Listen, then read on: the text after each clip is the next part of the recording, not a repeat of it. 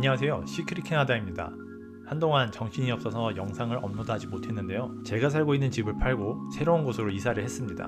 근데 이 과정에서 여러분에게 꼭 알려드려야 할 것이 생겨서 영상을 만들게 되었습니다. 나름 부동산 공부도 하고 경험도 있어서 이번에 팔 때는 실수하지 않겠다 다짐을 했는데, 그렇게 공부하고 다짐하고 준비해도 희한한 일이 항상 벌어집니다. 전에 저의 영상을 보시면 집을 구매할 때 조심해야 할 것들을 말씀드렸는데, 집을 판매할 때도 정말 조심해야 할 것이 있습니다. 일단 오늘은 제가 겪은 일을 말씀드리려고 하는데, 제가 겪은 일은 몇십 년 동안 일하신 변호사님과 리얼터도 보도 듣도 지지도 못한 일이라서 꼭 끝까지 시청해 주시길 바라겠습니다. 우선 제가 집을 팔려고 집을 내놓기 전에 주변 시세를 검색했는데, 일단 제가 팔 때는 셀러 시장이라 경쟁 오퍼도 많이 들어오고 리스팅 가격보다 훨씬 높게 팔려서 자신만만하게 쇼잉 날짜는 딱 금, 토, 일 3일만 정하고 마지막 날 경쟁 오퍼를 받기로 계획을 했습니다.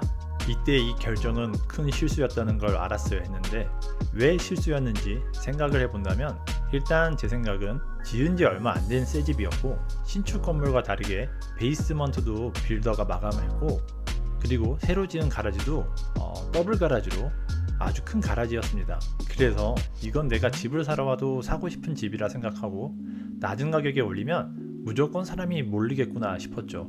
저희 집에는 제가 CCTV를 설치해놔서 어떤 사람들이 오고 가는지 핸드폰으로 체크를 할 수가 있었는데요, 오픈하우스 날에 인도 사람들이 90%였던 것 같습니다.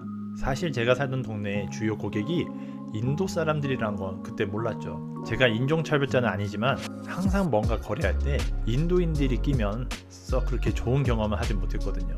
역시나 불안한 생각은 적중했고, 어떤 일이 생겼는지 이제 말씀을 드릴게요. 일단 오퍼는 들어오지 않고 찔러보기 연락은 엄청나게 왔습니다. 결국은 집 보러 온 팀은 많았지만 실속은 없었고, 그 중에 오픈하우스 때 보러 왔던 한 인도 가족이 오퍼를 넣었는데, 어떤 컨디션으로 오퍼가 왔는지 설명해드리기 전에 간단하게 캐나다에서 집 파는 과정을 설명드릴게요. 캐나다는 집을 살 때는 리얼터 수수료를 대부분 내지 않지만, 집을 팔면 리얼터 수수료를 내야 합니다. 보통 파는 집주인이 내는데 4에서 5% 정도 낸다고 생각하시면 됩니다. 셀러와 바이어 리얼터가 서로 수수료를 나눠서 받는 그런 시스템인 거죠. 저에게 오퍼를 넣은 바이어는 자기는 혼자 오픈하우스에 와서 집을 보고 마음에 들어서 리얼터 없이 와서 오퍼를 넣었으니 바이어 리얼터 피에 대한 수수료를 제가 내지 않고 제가 고용한 리얼터 수수료만 지불하면 되니 이 가격 부분이 조정된다면 좋지 않겠냐라고 해서 제 리얼터와 이야기를 한 뒤 오퍼 가격을 조정해서 제가 오퍼를 수락했습니다. 예를 들면 보통 50만 불 리스팅 가격에서 2%의 리얼터 수수료만 절약해도 만불이 세이브 되는 거니까요, 저는 그게 좋은 건 줄 알았죠. 그런데 말입니다, 노 컨디션 오퍼를 수락한 뒤 제 리얼터한테 한 통의 전화를 받게 됩니다. 내용은 그 상대방 바이어 측 리얼터라고 하는 사람이 갑자기 연락이 와서, 나는 바이어 리얼터인데 나와 상의 없이 나의 클라이언트가 혼자 가서 계약을 했으니 이건 내가 받아야 할 수수료다 하고 연락이 온 거죠. 하지만 저의 리얼터는 다행히 그 부분에 대해서 대비를 해놨고, 보통 이런 경우 리얼터 혼자 수수료를 다 가져가는 건 아니고 자신과 협력관계에 있거나 팀이 있거나 친한 리얼터를 상대방 측에 붙여서 수수료를 나눠갔습니다.